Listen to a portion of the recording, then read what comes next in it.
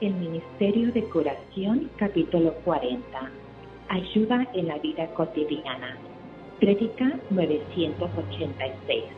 Adelante, Pastor Diego Zapata, el tiempo es para usted. Apreciados hermanos, como de costumbre es un gusto para un servidor estar con ustedes. Este capítulo es supremamente valioso. Yo no tendría palabras para poder definir o calificar la importancia del mismo. Esta mañana, justamente al analizar un poco lo que es este libro, lo que es esta revelación de Dios, he llegado a la conclusión que esta obrita es muy hermosa, hermanos. Está llena de significado, de importancia. Qué interesante es que Dios en su misericordia le haya placido dejarnos una revelación tan hermosa como la que tiene el Ministerio de Curación. Yo casi que puedo creer que todos ustedes se están haciendo partícipes y están de acuerdo con lo que yo digo. Hoy nos concierne el capítulo que se titula Ayuda en la vida cotidiana. Y yo me puse a mirar más o menos cómo está estructurado el mismo.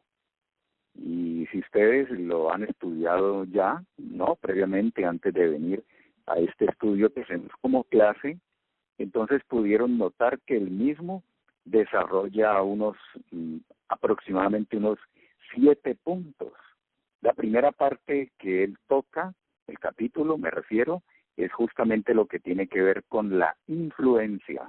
Miren ustedes que se llama ayuda en la vida cotidiana. Vamos a hacer una cosa, hermanos, vamos a orar.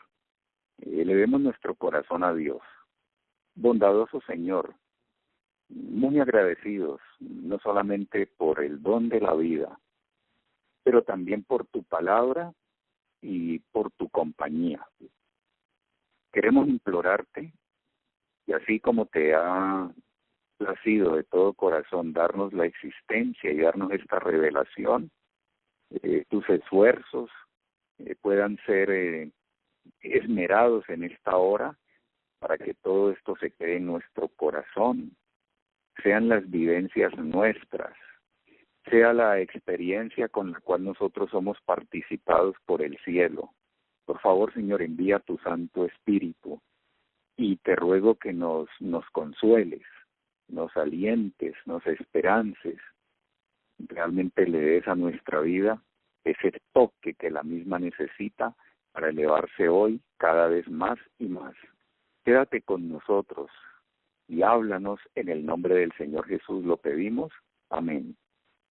7 puntos, pues, desarrolla este capítulo. El primero de ellos tiene que ver con la influencia. Justamente el primer párrafo dice: ¿hay en la vida tranquila y consecuente de un cristiano puro?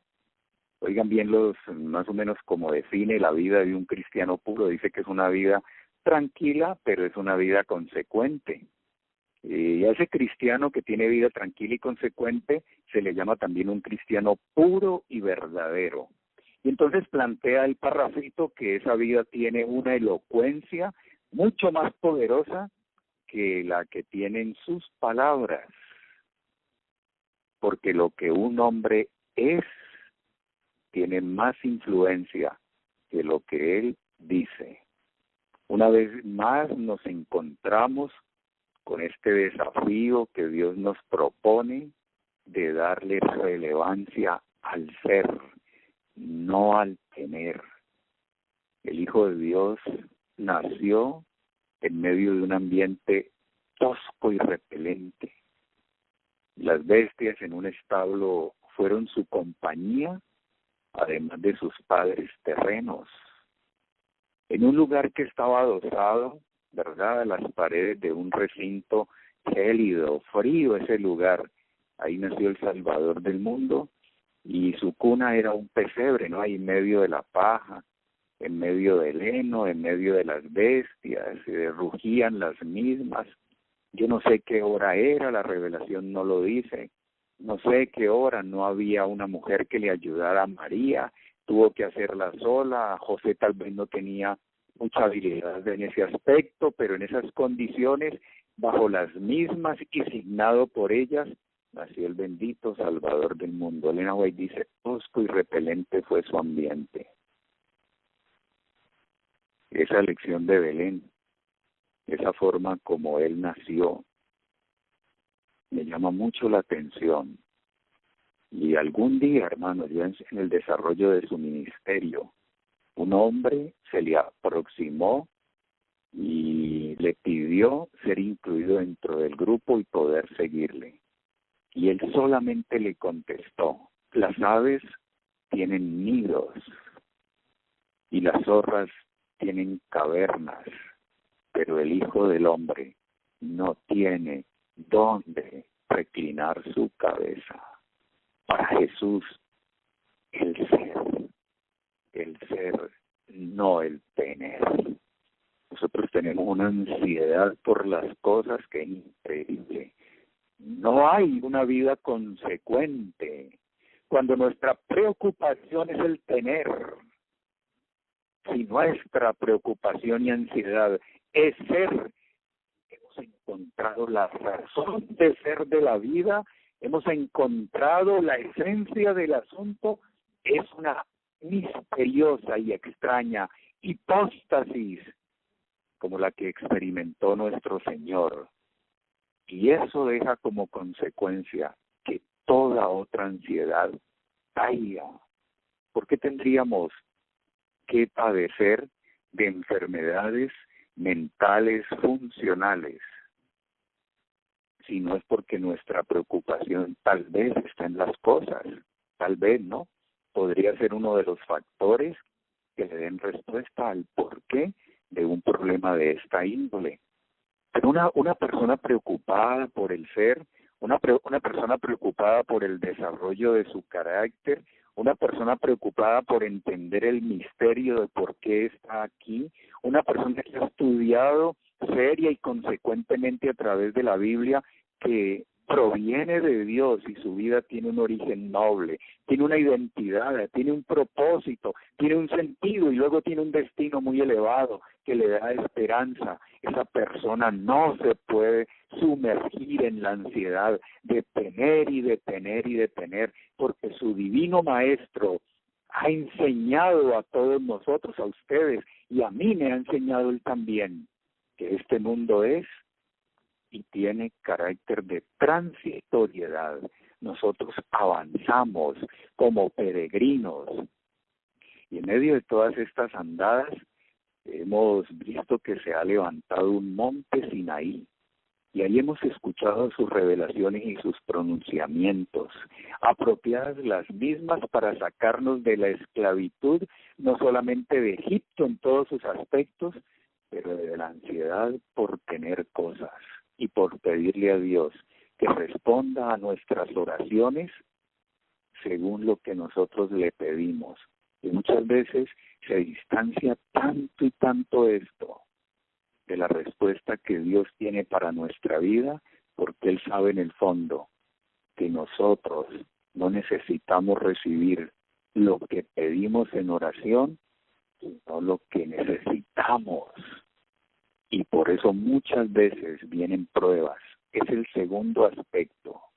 Pero vamos a abordarlo un poquitito más adelante, porque en medio de nuestro peregrinaje, repito, como él fue el de nuestro divino Maestro, hemos encontrado un monte donde vino una revelación de Dios y donde sus pronunciamientos nos han sacado de la más abyecta esclavitud a la libertad más preciosa de hijos e hijas de Dios, dejando en nuestro corazón, hermanos queridos, amor a Dios y amor a nuestro prójimo. Quien vive de esta manera ha encontrado la esencia de la vida, una profunda conexión arriba y seriamente comprometido aquí abajo, sin tener en cuenta tal vez nada de lo suyo, apenas lo mínimo como para poder pervivir en medio de este mundo sin ser realmente muy raro, como muy ausente y muy poco aterrizado a una realidad. Elena White está diciendo detrás de las líneas que eso daría entonces el tinte a nuestra vida de una vida tranquila, una vida consecuente, que hablaría mucho más que las palabras. Hermanos, hagamos un alto. Pregunto a la clase, ¿cuál es tu preocupación hoy? ¿Tus esfuerzos se encaminarán hoy hacia qué metas? ¿Cuál es la preocupación? ¿Cuál es hacia dónde encaminas el esfuerzo? ¿Qué oración has elevado al comenzar este día? ¿Por qué?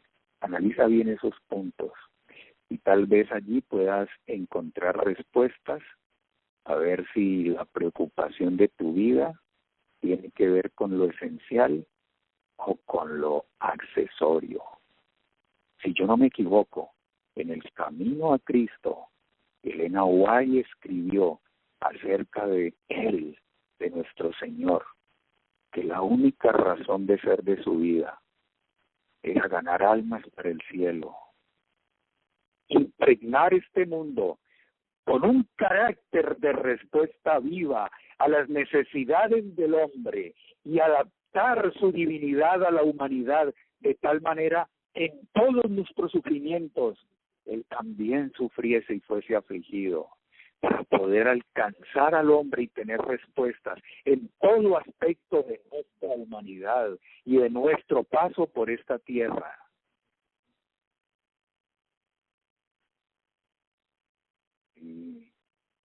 Y Él, hermanos, el que adaptó todo a nosotros, que tuvo una respuesta, que se sumergió en medio de nuestras desgracias, consideró más importante, él consideró más importante vivir para la gloria de Dios, alcanzar al hombre donde estaba, adaptarse a él, identificarse con su desgracia, tener una respuesta, darle sentido a la vida de los hombres. Y ella dice, todo lo demás, Jesús lo consideró y lo estimó accesorio, con tal de darle la prioridad en su vida a vivir en función de estas cosas. Un cristiano consecuente tendrá entonces una vida sencilla y tranquila, porque la ansiedad por lo accesorio se habrá hundido en la insignificancia.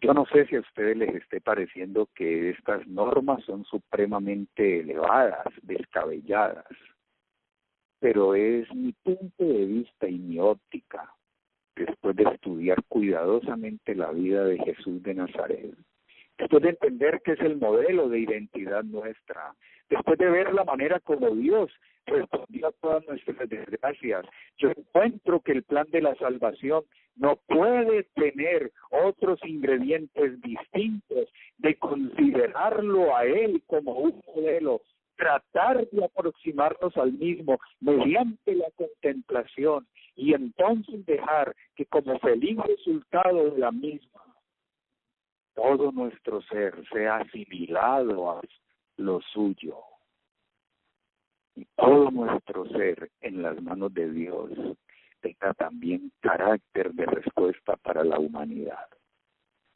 Una persona que anda en esto tendrá entonces la influencia como su capital. Ya no es la fuerza, ya no es la coerción. Se acercará a sus hijos, a su cónyuge, a sus vecinos y a su familia, teniendo esta herramienta eficaz de la influencia como su arma favorita y su argumento preferido. El silencio de esa persona hablará. Cuando duerme, qué fragancia. Las personas que pasan a su lado lo encuentran no solamente deseable, sino también confiable.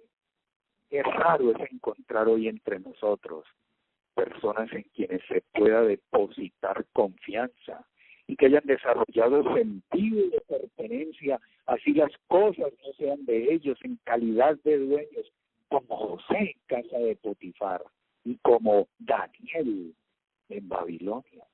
Los hombres trascienden, reciben la promoción del cielo, porque aprendieron a verle significado a lo pequeño y a cumplir los deberes como para Dios, no para el hombre. Hermano, lava los platos hoy para Dios. Barre hoy como para el Señor. Tú verás la repercusión que tendrá eso sobre tu vida.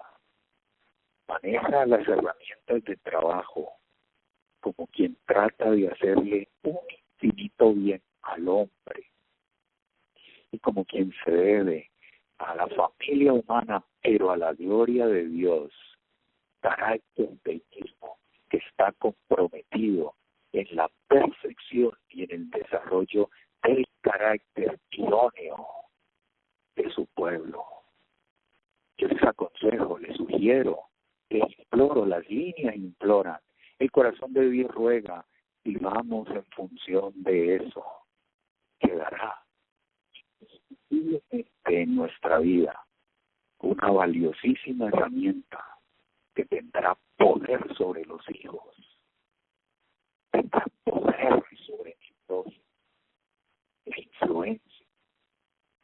Por eso Elena White dijo, pocos entienden la influencia que sus actos y sus palabras tienen sobre la vida de los demás. De manera que este primer aspecto, de lo que tiene que ver con la cotidianidad en la cual nosotros nos encontramos, porque somos elementos terrenos, somos parte de un conglomerado, somos parte de una trama aquí en la tierra, vivimos nuestras experiencias en casa, en la familia, allí en el trabajo, en la sociedad, en la iglesia. No somos unos entes aislados, somos islas. Así que en medio de toda esa cotidianidad, Dios nos envía una voz, por eso el capítulo se llama Ayuda en la vida cotidiana, y comienza diciendo, construye de tal manera que la influencia tuya tenga peso y afecte todos los rincones de aquel lugar que te sirve como domicilio, como empleo o como función. Tú no vives solo, nada vive para sí, nada, formamos parte integral de una trama y urdimbre, tal como Dios construyó todas estas cosas. Pero si nosotros nos quedamos simplemente con lo dogmático, pues aprenderemos a manejar los puntos de vista que nos han hecho distintivos en el aspecto doctrinal, pero nunca reflejaremos la imagen del Señor. Jesús vivió 33 años en la tierra. El hombre preocupado por la esencia y no por el tener. El hombre que dijo, yo soy el pan de vida. Yo soy la puerta de las ovejas. Yo soy el buen pastor. Yo soy el camino, la verdad y la vida. Y luego, frente a esa deserción en Galilea, porque se declaró el pan del cielo, les preguntó a los discípulos, después de haberse quedado casi en solitario, solamente con ellos, y con mucho pesar de ver que la multitud no lo discernía ni lo comprendía, como la hipóstasis de Dios. Se acercó a ellos, teniendo la esperanza de que estos 12, mediante su influencia, iban a transformar el mundo. Y no se desalentó porque vio en ellos su mañana, vio lo que podían llegar a ser. Y ahora, después de la estampida en Galilea, después de la deserción cobarde de todos aquellos que tenían falsas expectativas mesiánicas y un infundado soporte sobre su vida, quiero decir que no tenía cimientos solventes, se fueron y lo dejaron. Y ahora él viene y le dice a los suyos, a los 12, ¿quién dicen los hombres que yo soy? Ese ser preocupado por el soy. Así se manifestó a los hijos de Israel. Yo soy el que soy. Tradúzcanme esa expresión. A ver si pueden, tradúzcanmela. Interprétenla. La profundidad e importancia de la misma nos exige y nos impone a nosotros que no seamos teóricos ni dogmáticos al tratar de definir yo soy el que soy. ¿Quién dicen los hombres que yo soy? Porque la esencia del ser no se puede definir con palabras. Y esa esencia del ser que no se define con palabras, se proyecta aún en el silencio, a través de la herramienta eficaz que Dios nos ha dejado, de la influencia para que seamos sal de la tierra. Por eso dijo, vosotros sois la luz del mundo, vosotros sois la sal de la tierra. Y Jesús caminó 30 años declarándose a partir de ese verbo ser. Y solamente en los últimos 3 años y medio de su vida se puso a hablar de Dios. Los demás hechos de su vida, que se hunden en el silencio, salvo los primeros tiempos de su desarrollo como niño, tienen que decirnos a nosotros que debió haber un respaldo para que este hombre tuviera tanto hechizo, un campo magnético tan fuerte y una influencia tan abarcante que ha trascendido más de 2000 años y llega hasta hoy siendo más que un mito, más que una leyenda, más que un ser místico, el Hijo de Dios, la esencia del Padre, la hipóstasis divina, el Logos, la palabra que se hizo carne. ¿Habrá alguno de nosotros en este tiempo que esté guardando en su corazón, previo discernimiento, el misterio de la encarnación? Si eso es así, nuestra vida es trascendente, más bien la dimensión que tanto nos ha faltado ha comenzado a ser una realidad en nuestra vida y nuestra ansiedad por las cosas ha muerto.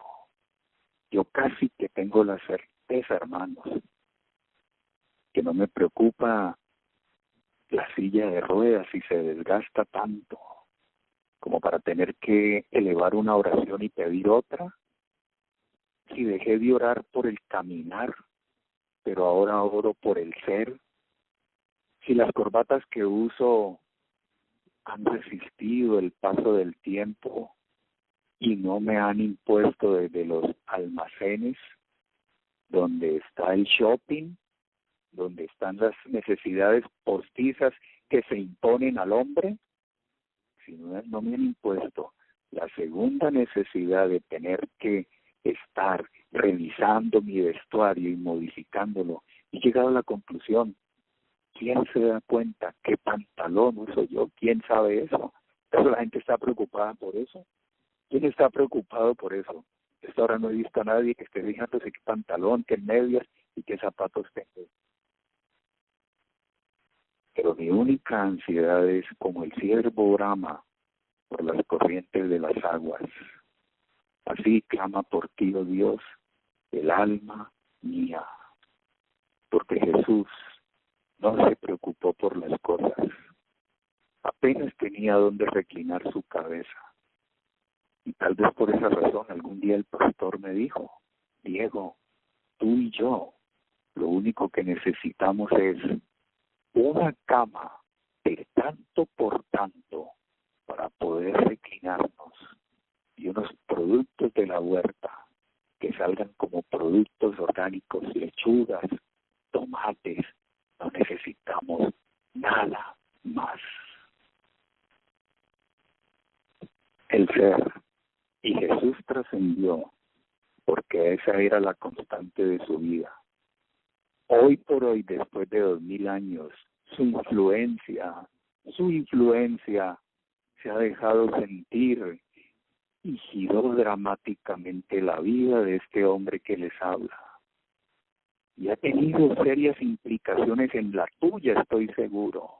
Y ha modificado las andadas, yo no sé de cuántos, y ha logrado dar a los hombres verdaderamente ese carácter de hijos e hijas de Dios, de criaturas creados obviamente por el cielo, por el Padre Celestial, y que no tienen nido aquí, hermanos, ni pueden enraizarse en este lugar.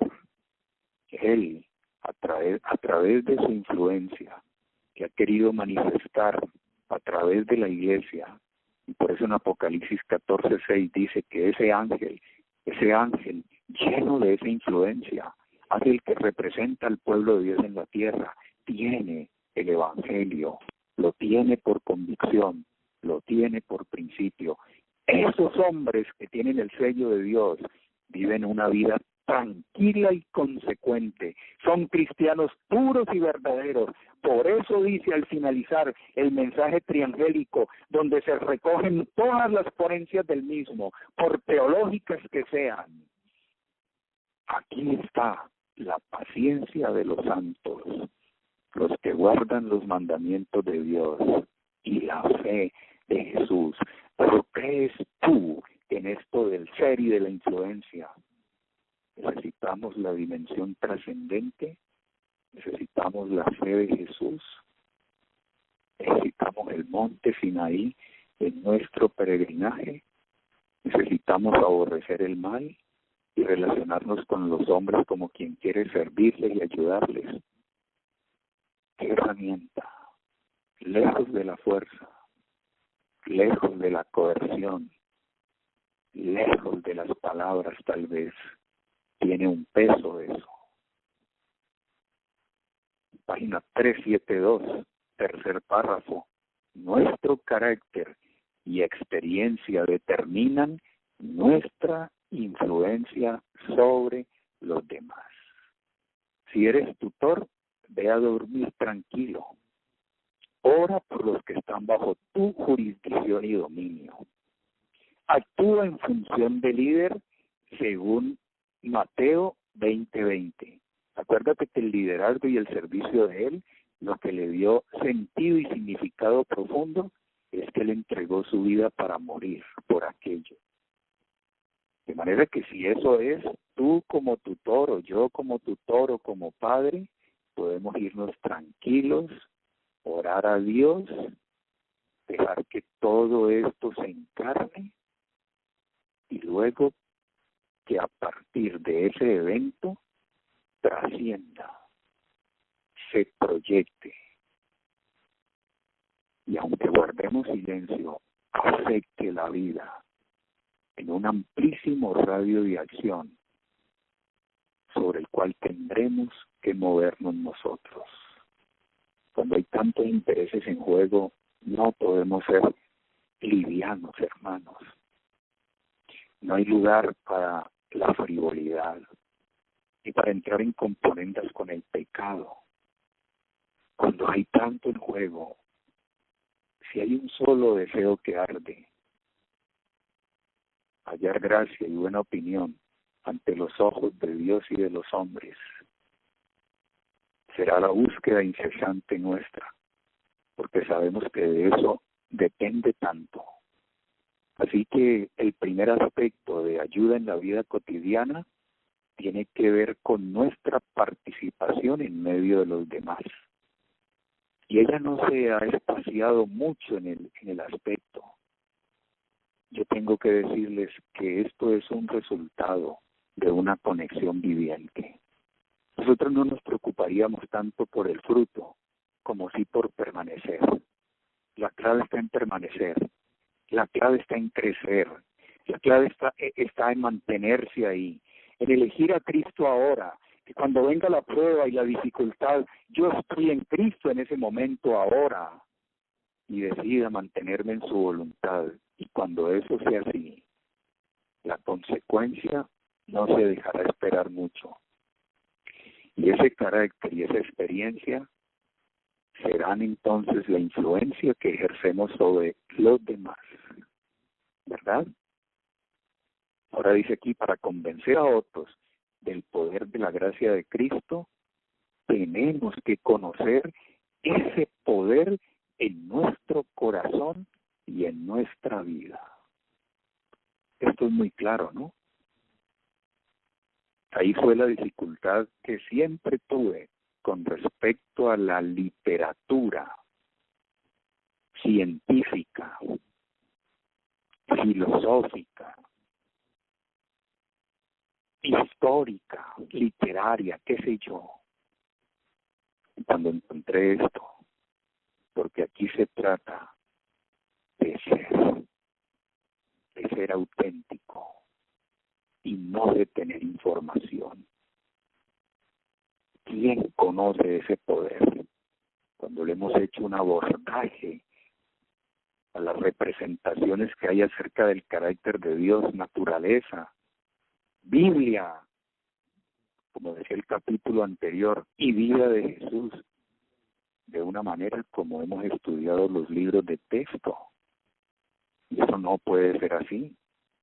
Así que para poder tener esa influencia redentiva y salvífica, para convencer a otros del poder de la gracia de Cristo, dice, tenemos que conocer ese poder en nuestro corazón y en nuestra vida, porque el evangelio que nosotros le presentamos a las almas para salvación del pecado, tiene que ser el evangelio que ha salvado nuestra propia alma.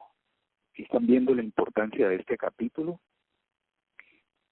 Pregunto, ¿hay entonces una ayuda en la vida cotidiana cuando se nos está invitando a ser auténticos? Cuando se nos está diciendo que ese es el punto de partida y de allí se desprende todo lo demás. Una persona que anda en esa tónica disfruta la compañía del Señor. No está en casa del Señor como el hijo mayor de la parábola de Lucas 15, sino que disfruta su compañía. Y ahora entiende, vamos abriéndole paso al segundo punto. Se llama la disciplina de las pruebas, aparece en la página 373. Y de eso sí que tendríamos que hablar, las pruebas, la adversidad, el sufrimiento. En el contexto de la vida de pecado, quiero que entendamos esto, hermanos, el sufrimiento hace parte de la vida de todo ser humano. Así que eso ahí está, es consecuencia de eso. En el contexto en el que estamos, así es. En el contexto del conflicto cósmico, así es.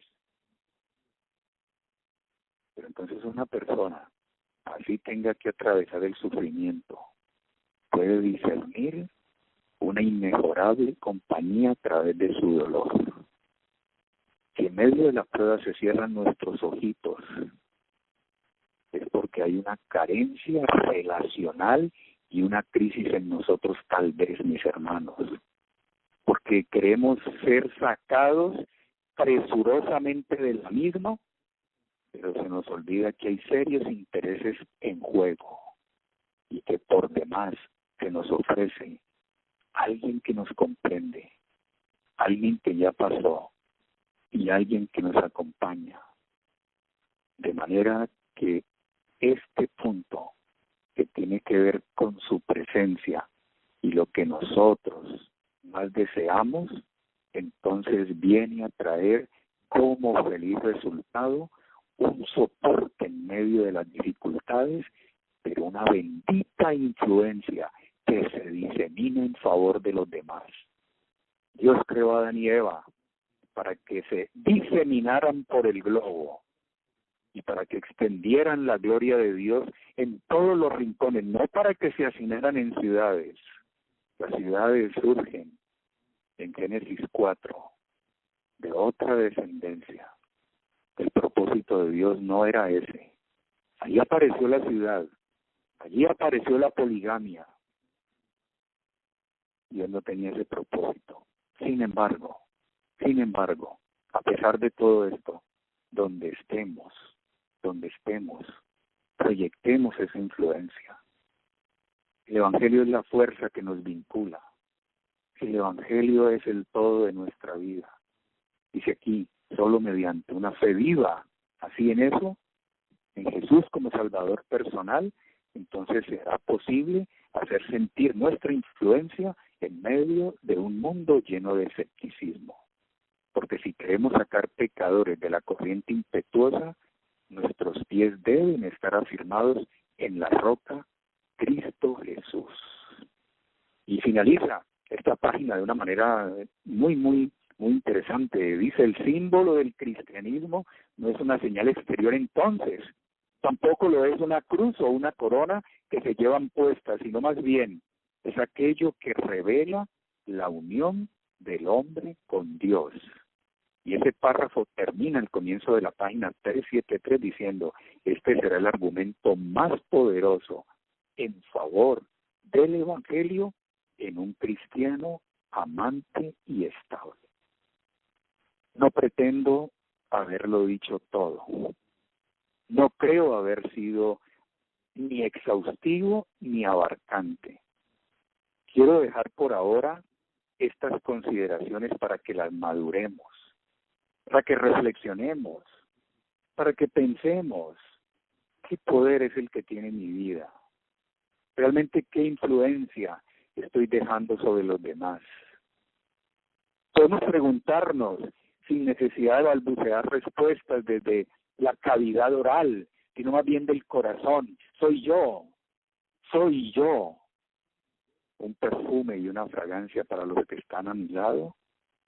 Cuando me voy, los que allí viven anhelan mi regreso, me extrañan, sienten que hay un faltante al interior de la familia o del trabajo o de la iglesia, o piensan que tal vez mis continuas peroratas y mi genio irritable dejan un ambiente de paz cuando abandono los sitios donde me desempeño. La vida cotidiana, la influencia, dicen mucho si hemos creído y hemos gustado a Jesús de Nazaret, porque toda su vida se estuvo preparando, repito, para hablar en los últimos 3 años y medio de Dios, en una respuesta, en un clamor que tenía un fondo, que tenía respaldo, y su influencia se ha dejado sentir hasta el día de hoy. Ese fue el suyo, el argumento más poderoso en favor del Evangelio, y será también la bendita realidad de nuestra experiencia, si Jesús es, como dice Pablo en Romanos 4, y hemos hallado esto por experiencia personal, el que le da vida a los muertos y llama las cosas que no son como si fuesen. El segundo punto, disciplinen las pruebas. Tremendo mis apreciados hermanos. El tercer punto, los planes de Dios. El cuarto punto, nuestros planes para el futuro. Nuestra feliz realización de los deberes, el quinto. La cuestión de las recompensas y de las pagas, el sexto. Y finalmente el séptimo, tener la seguridad que Dios proveerá. Deben despertar nuestra atención en el sentido de estudiar esto juiciosamente para que se conviertan en elementos fortísimos para ayudarnos en medio de la vida cotidiana que cada uno de nosotros lleva. Vamos a mirar en la próxima semana algunos aspectos que tienen que ver con la prueba y algunos de los otros elementos más que están pues considerados en este capítulo. Por ahora quedémonos entonces con el llamado que Dios nos ha hecho a ser genuinos, a ser auténticos, a preocuparnos más por el ser que por el tener y a proyectar entonces así una personalidad sobre los demás, que les haga a ellos concluir que Jesús es el deseado de todas las gentes.